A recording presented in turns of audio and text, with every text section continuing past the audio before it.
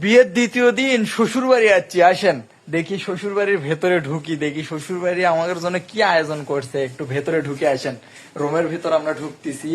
এই যে রুমের ভিতরে যাচ্ছি, দেখেন এই যে যায়া এই যে এদিকে আসেন, আসেন দেখেন শ্বশুর বাড়িতে আয়োজন করছে কি, দেখেন এই দেখেন আমাদের জন্য ভাত রান্না করার বদলে এই যে কাঁঠাল আছে না, এই যে কাঁঠাল ভাঙ্গে রাখছে, এগুলো খাইতে বলতেছে যে আগে কাঁঠাল খাও, কাঁঠাল খাওয়ার পরে ভাত রান্না করব, তারপরে ভাত খেয়ে নি।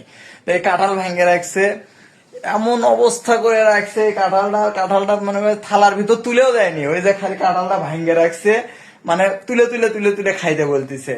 এমন কষ্ট হয়ে গেছে আজকে শ্বশুর বাড়ির যে প্রথম আসলাম, আদর সম্মান পেলাম না।